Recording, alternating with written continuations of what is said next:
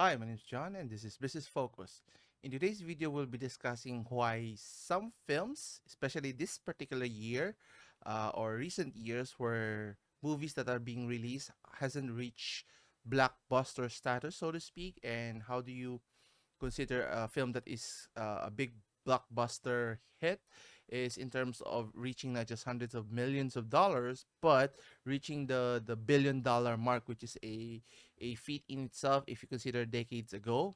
And now that films have grossed hundreds of million, it's just a matter of time before they reach the $1 billion mark, and maybe in the near future or decades later, the trillion mark would be achievable, or maybe not, who knows. But the question here is posted in this article, that what happened to those films? Is it because of external circumstances, or is it because of the movie studios own doing that's hampering their chances of being able to be as successful or be more successful as one would like to be? So we'll take a closer look at this article. So this is from CNBC.com. Its title is "Where Have All the Billion-Dollar Movies Have Gone?" So far, only Mario or Super Mario Brothers the movie has been the super film this year, and I've been saying this when I watched this the Super Mario film earlier this year, and I think I still stand true to that. That I think it's only this film that's going to be able to hold that top spot. It's possible that other films may be able to reach the $1 billion mark, but I think it by the end of the year it's still going to be Super Mario here. So we'll take a look at some of the top films of this year so far, so you can make an easy comparison here. So you can see here Super Mario Bros. Has already generated 1.3 billion, and second is Guardians of the Galaxy Volume 3, which was an okay story, a good conclusion in a sense that it was an anomaly rather than an expected win for Marvel. It's over 800 million, but not. I think it's not going to surpass a billion mark. And you can see here in the top 10, uh, not many is able going to reach that one. I think the latest release we've discussed earlier this week with Indiana Jones is a measly $300 million, and then you have Mission Impossible: Death Reckoning Part One. It's still on its first week of release in the United States, has only generated $254 million worldwide. So is it going to pick up steam? I think I'm still going to hold true. Still going to do well. Will it reach the $1 billion mark? None of its predecessors were able to do that. Best case scenario, I think it would reach 7 to 800 million dollars. Worst case scenario is just going to reach somewhere around the 400 mark, which is not bad for each franchise, especially a very interesting one. But let's go back to the article as to why many of the films this year is not reaching those milestone that they were able to do a few years back here.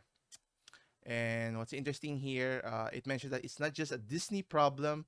Uh, and however, before the COVID-19 pandemic, studios produced multiple mega blockbusters each year. And the year that you can go back to is maybe during at the height of the Avengers Endgame.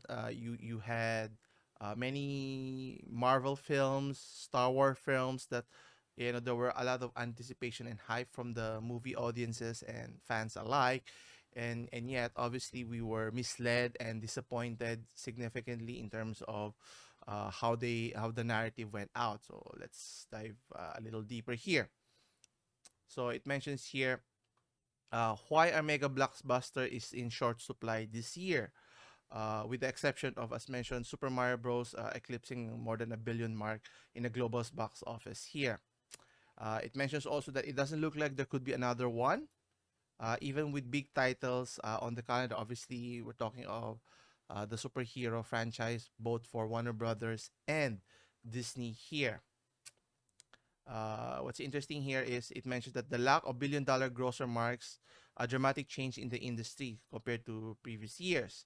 And It's interesting that the lack of blockbusters, especially apparent for Disney, which has invested a lot of money, billions of dollars to buy those franchises, whether it be Marvel, Lucas films, Star Wars, and Indiana Jones. But to their dismay, even the change of management hasn't changed the outcome of their performance. You have Marvel's plethora of films or superheroes that, whether on the big movie screen or in their streaming services at Disney Plus, has been lackluster or mediocre at best. There were some, and yet they're missing the opportunity with the Mandalorian, and then the terrible release of the She-Hulk, and then the Ahsoka Star Wars series is going to do well.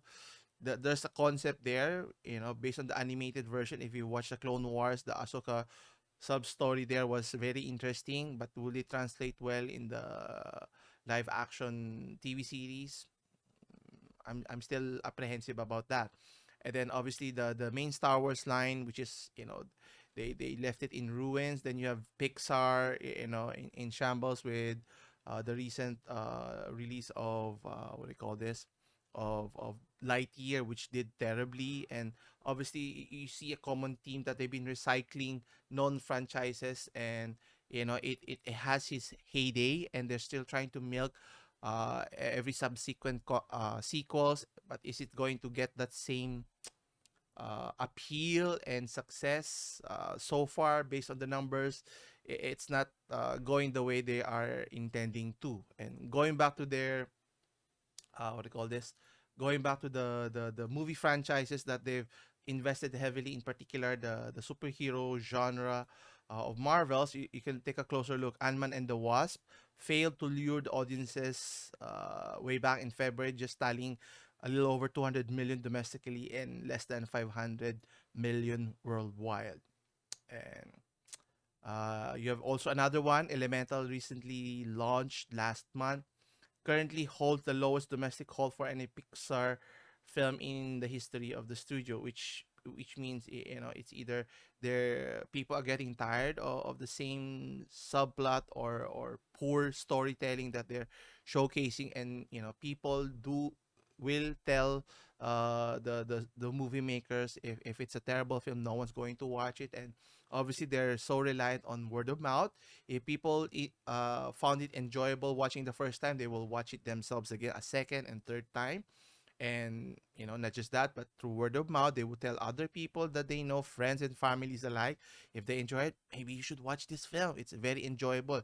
If you like action, whatever the genre that you prefer, then it would spread the word. And they'll do the marketing for you, not the hype that the studios are making here. Because obviously sometimes the hype is just more on the superficial aspect. And obviously if you go deeper in the movie storytelling, then it would be lackluster. And then going to another Disney franchise, which is Indiana Jones franchise, which is, I think, has been has should have been retired decades ago.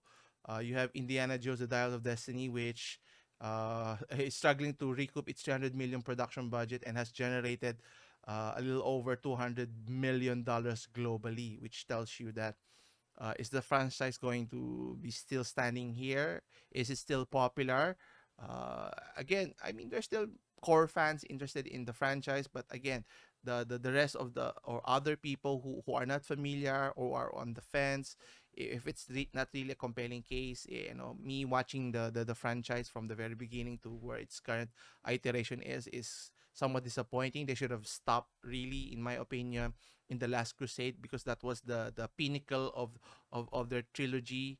Maybe they should have rebooted the franchise, find a different actor to play Indiana Jones, or created a different storytelling, similar to it. I don't know. They could have done a lot of things that rather than milk Harrison Ford's, especially he's getting up in age and then playing the same character over and over. And it's not the same compelling case that it used to be. Anyway, and again, despite that, what's interesting, despite the difficulty of generating $1 billion box office films over and over, they're still doing well because in terms of grossing films globally, you have Super Mario Bros. As mentioned earlier. Many of their franchise is still here. You have Spider Man's animation, but it's made by Sony. You have Disney, which I haven't watched. You would say it's okay. Uh, uh, Earning $500 million. You have Ant-Man in number 8. And then out of the top 10 is the other franchise that they have. They're missing out. I think a key component is the Chinese market, which they used to capitalize heavily to generate that significant bump in the international box office. But I think in my opinion, they had to do well both domestically and internationally to really maximize its capability here. Let me show you an example of how powerful the international markets can be. Let's take a look at last year's performance of the top box office. It used to be Top Gun, but let's look closely at number one here. You can see Avatar, The Way of the Water, generated a little over $2 billion here. That's not chump change. And what's interesting here, if you look closely, the majority of or the bulk of their revenue is generated in the international box office, meaning it accounted close to 70% of the 2.3 billion here, which tells you that that's how powerful the international market is outside of the United States is. The question is, did it take into account the Chinese market here? Obviously, it's very appealing, but with the ongoing trade war between the United States and China, has left it in limbo. So it's hard to rely on the Chinese market to generate those numbers still, like compared to years past. But obviously, studios are still hoping that they're able to capitalize on its popularity and increase their ticket sales and in general the revenue it will. Despite that, the domestic box office is still heralded, is still uh, is still owned by Disney here. As you can see here, they're still owning 30% of the market, total domestic market share, compared to Universal's only 24-25%. And you have Sony, Paramount, Lionsgate, and Warner Brothers lagging behind. But despite that, think about it. Even though they're number one in terms of market share, if you added all of their revenues here, sure, it would earn hundreds or billions of dollars here. But again, how long is it going to take for them to be able to recoup all of the investments that they've paid dearly for the Marvel franchise? They paid billions. The Star Wars franchise, billions. And even the Indiana franchise, billions of dollars still. So it's going to take years or even decades. I don't know, maybe earlier, right?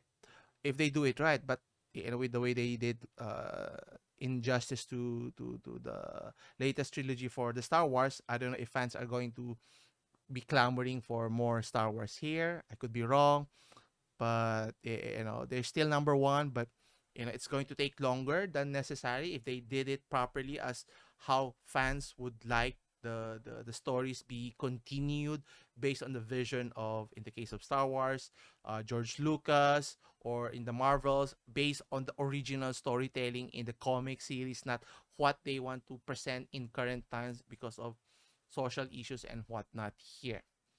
But I'm still optimistic that they could turn things around, because obviously, if those big studios are not going to pick up the slack, create those great storytellings that we're all clamoring for, we're still looking for great source of entertainment. Other studios, smaller studios or independent studios, has an opportunity to slide in and cut a piece of the share in the market share, if those big studios is not able or not up to the task here. Either way, it's a win-win for audiences, because we get to watch compelling content, interesting movies, enjoyable movies that we can all enjoy and reminiscence uh, years or decades into the future here. So we'll see, because I think Disney has some upcoming movies. Haunted Mansion. I haven't seen this. Is this similar to the original Haunted Mansion? They have a team in their Disneyland theme park. Then they have Vacation Friends later this August. Poor Things, I'm not familiar with that. The Marvels is going to be released later this November. I'm very pessimistic on how it's going to do. You have Wish. I'm not familiar with those films. And Magazine Dreams by December here. So, are they up to the task? Again, are they making too many films that is getting more saturated in terms of content? Do they need to deviate, create different stories so that, audiences will start coming back and then, sprinkle in with those familiar names, franchises that they've invested so heavily here? We'll wait and see. I'll keep you updated with the progress or what's going to happen in the movie world here, in particular Disney and other big studios here. And then that's it for this week. Come back again on Saturday for more business news. As always, for more discussions on news here and abroad, stay here at Business Focus. As always, I'll see you in the next one. Take care.